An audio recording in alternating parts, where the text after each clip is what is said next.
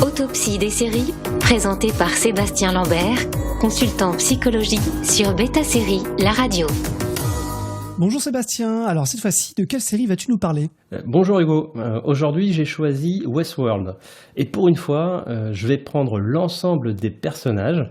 Je ne vais pas analyser une personne, mais la série en elle-même. Et pourquoi ce choix ? Cette série a un côté très philosophique et très intéressante d'un point de vue psychologique. Alors Westworld est un parc d'attractions avec des robots à l'apparence très humaine et qui propose aux visiteurs de se replonger dans plusieurs époques. Oui, nous utiliserons le terme de robots et humains pour simplifier, même s'ils portent tous des noms différents.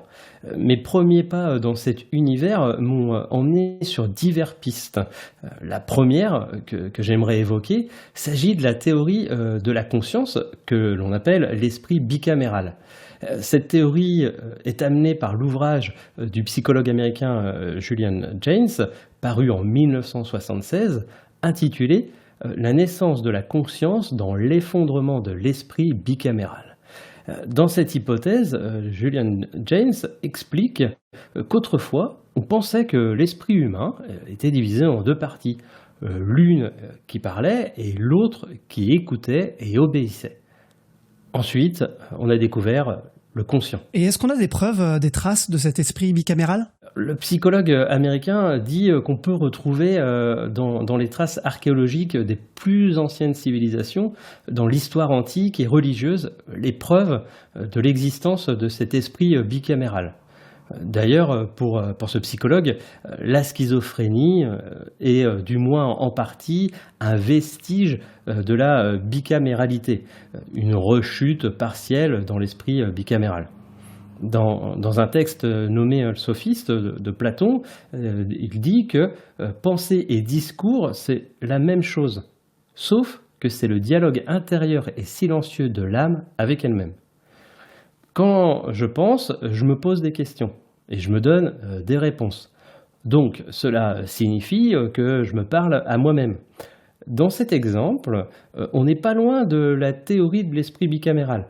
Car une partie de moi s'exprime et une autre partie écoute. Les autres, qui sont donc les robots représentant les êtres bicaméraux dans cette série. Alors, vrai ou faux, la théorie de l'esprit bicaméral, je ne saurais pas trancher. Mais cette hypothèse, même controversée, prend du sens dans Westworld. Et puis, il y a quelque chose d'étrange dans cette série. Les robots recommencent leur journée. Ne serait-ce pas là un clin d'œil à l'éternel recommencement ? Oui, d'ailleurs, en voyant cela, j'ai pensé à l'Ouroboros, le serpent ou le dragon qui se mord la queue. Il est l'emblème de l'éternel retour et du caractère cyclique du temps. Et pourquoi tu nous parles de ça ? Tu veux nous proposer un retour dans le pays de la psychologie ? Exactement. Vous savez sûrement qu'en psychologie, il y a plusieurs courants. Le plus connu, bien évidemment, est le freudien. Mais pour moi, il y a un autre psychiatre que j'aime tout particulièrement. Il s'agit de Jung. Jung était un élève d'Eugène Bleuler. C'est à cette époque qu'il découvrit les travaux de Freud. Et à l'initiative de celui-ci, ils se rencontrent en 1907 et vont correspondre jusqu'en 1914, époque de leur mésentente. C'est donc à Jung que nous devons la psychologie analytique. Contrairement à Freud, Jung pense que nous possédons deux inconscients. L'un individuel, où parlent nos névroses et conflits personnels, et l'autre collectif, qui nous raconte une histoire universelle peuplée de héros et de symboles communs à toute l'humanité. Et c'est là que le symbole de l'éternel recommencement, représenté par l'Ouroboros, prend sa place, c'est ça ? Oui, il faut savoir que les symboles sont des thèmes couramment abordés dans le travail de Jung. Pour lui, dans l'image de l'Ouroboros, se trouve l'idée de se dévorer soi-même et de se réincarner physiquement sous un nouveau jour. Dans la série, nous voyons bien que les robots qui naissent de nouveau voient leur journée comme un nouveau jour. Pour moi, cela montre bien que cette série est beaucoup plus qu'une simple série avec un scénario très complexe. Les deux scénaristes, Jonathan Nolan et Lisa Joy, ont fait une série intelligente et subtile. D'ailleurs, dans la saison 1, il y a un symbole fort de la série, et plus visible, c'est le labyrinthe. Oui, en thérapie, le labyrinthe permet d'accéder à son monde intérieur. C'est une forme d'introspection qui nous confronte à notre part d'ombre, notre côté obscur. En psychologie, le labyrinthe représente le processus d'individuation, qui est un concept clé de la psychologie analytique de Jung. L'individuation est, je cite, le processus de distinction d'un individu des autres de la même espèce ou du groupe de la société dont il fait partie. Et est-ce que le labyrinthe a la même signification en psychanalyse ? Pas vraiment.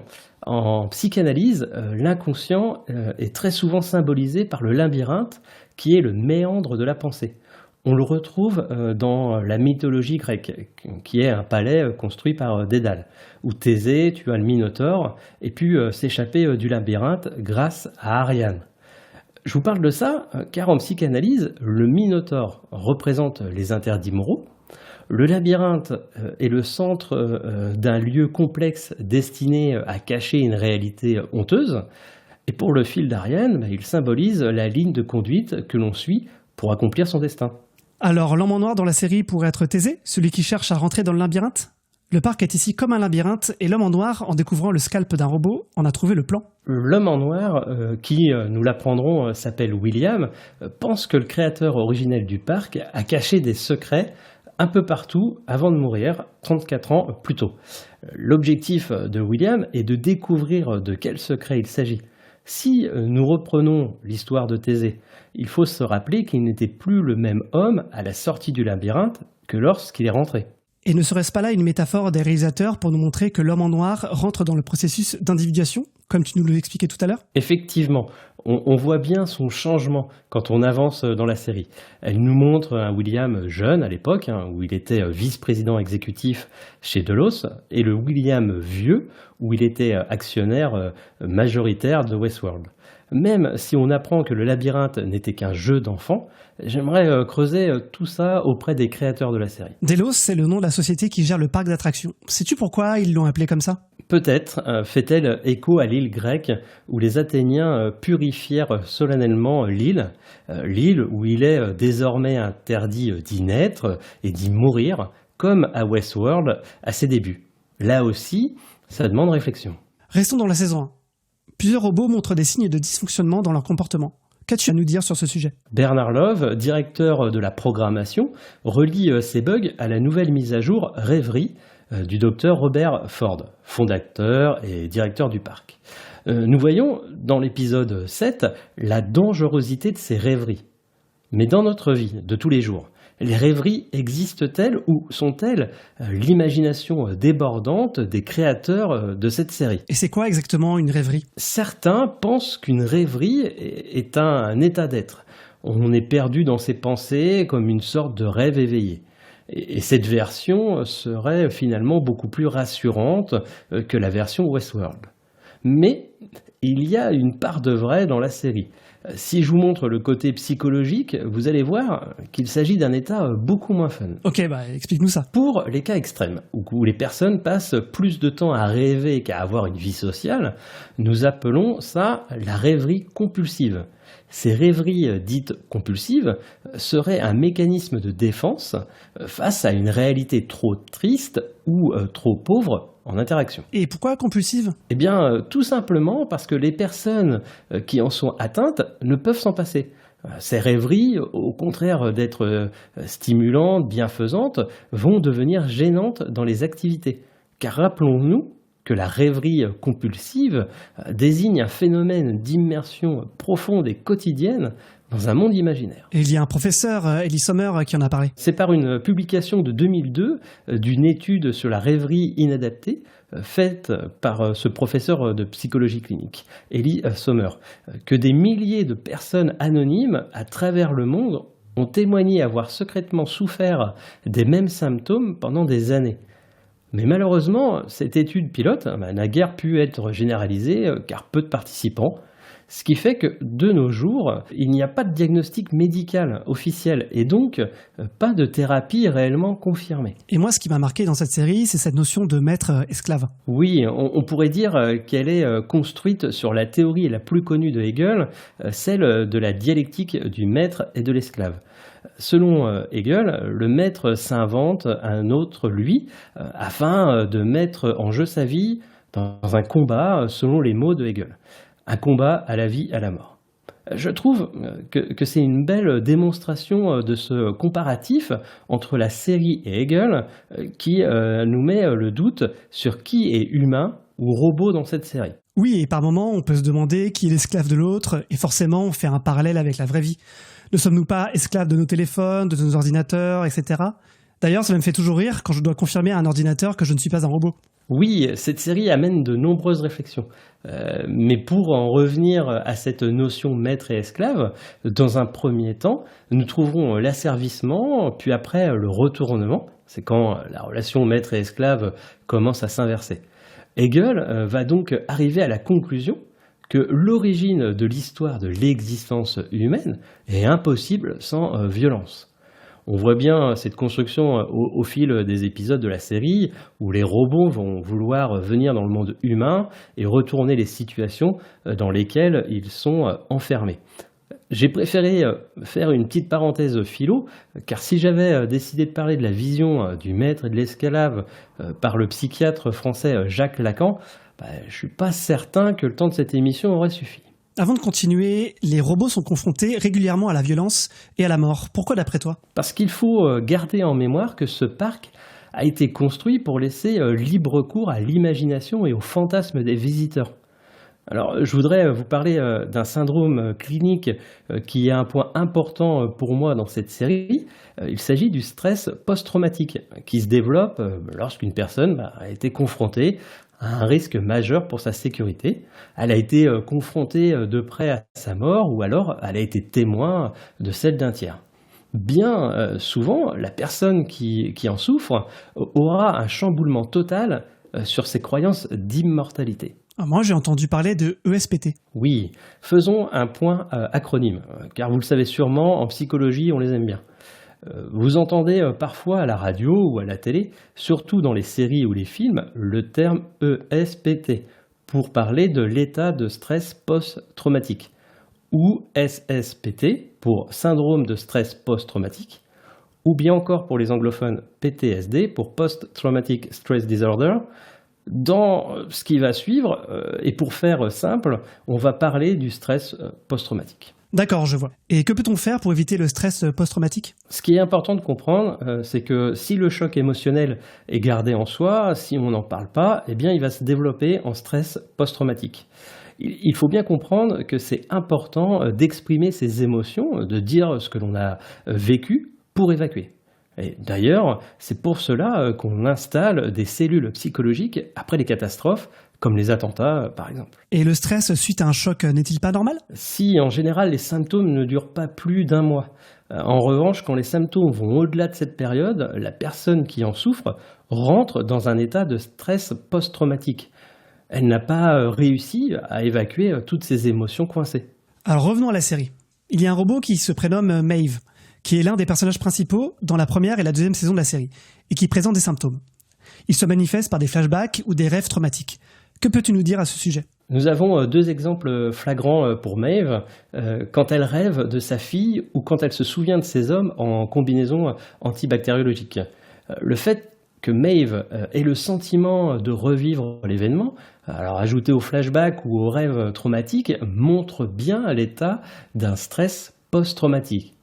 Bien souvent, quand le traumatisme remonte à la mémoire, il a pour effet de plonger la personne dans le même état psychologique qu'au moment où ce traumatisme est arrivé. Et est-ce que le stress post-traumatique a toujours été appelé ainsi ? Non, c'est un syndrome connu depuis longtemps qu'on appelait autrefois névrose de guerre, car il était souvent lié à ces situations.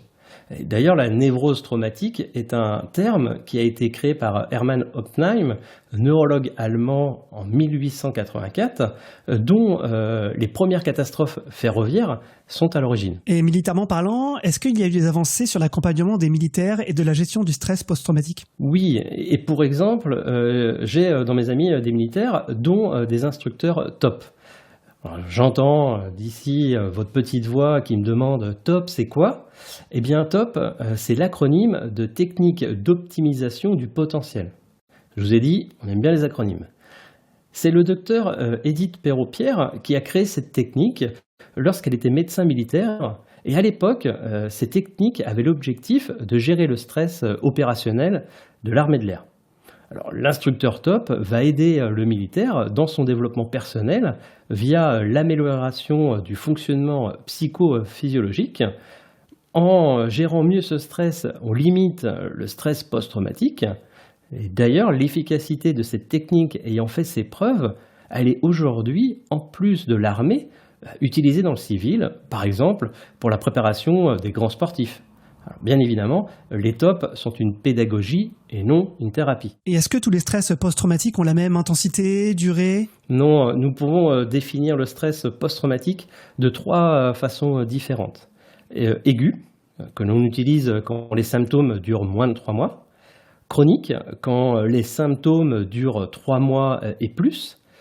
Et avec survenue différée, quand 6 mois se sont écoulés entre le choc et les symptômes. Et concernant les symptômes, ce sont toujours les mêmes ? En fait, il y a 3 grands groupes de symptômes liés au stress post-traumatique, qui sont le syndrome de reviviscence. On peut dire que c'est la mémoire traumatique. Elle apparaît sous forme de cauchemar la nuit et de flashback le jour. Le syndrome d'évitement, c'est quand la personne va alors éviter toutes les situations qui réactivent l'angoisse. Cela peut même être ses propres pensées. La personne va alors être dans un monde imaginaire, voire dans l'amnésie de l'événement traumatique, ce qui entraîne un repli sur soi. Le syndrome d'hyperactivité neurovégétative, ce sont des signes d'hypervigilance ou d'état d'alerte quasi permanente. On le remarque par les troubles de l'attention et de la concentration, des réactions de sursaut ou une grande irritabilité, une hypersensibilité ou enfin un sentiment de profonde fatigue physique ou psychique. Et si on te demandait d'intervenir pour voir l'état psychologique de Maeve et dans lequel des 3 grands groupes de symptômes elle se trouve, tu dirais quoi ? Je dirais sûrement qu'elle est dans un état de stress post-traumatique avec le syndrome de reviviscence, avec ses flashbacks récurrents. Alors pour terminer, tu voulais nous présenter un test certes non psychologique, mais plutôt pragmatique, que l'on entend souvent dans cette série. Oui, il s'agit du test de Turing développé par le mathématicien du même nom en 1950. Ce test est un exercice d'intelligence pour les machines. On peut dire le début de l'intelligence artificielle. Dans le milieu de l'intelligence artificielle, le test de Turing a été très décrié. Mais aujourd'hui encore, après 70 ans, il continue à faire parler de lui. Pourquoi je voulais vous parler de ce test ? Tout simplement pour faire un clin d'œil à nos auditeurs cinéphiles. Au départ, Turing, lors de sa publication en 1950, appelait cette expérience « jeu de l'imitation ».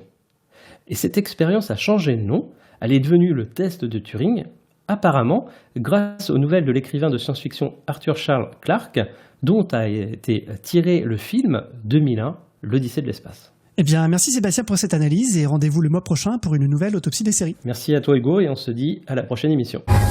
Autopsie des séries, présentée par Sébastien Lambert, consultant psychologie sur Beta Série, la radio.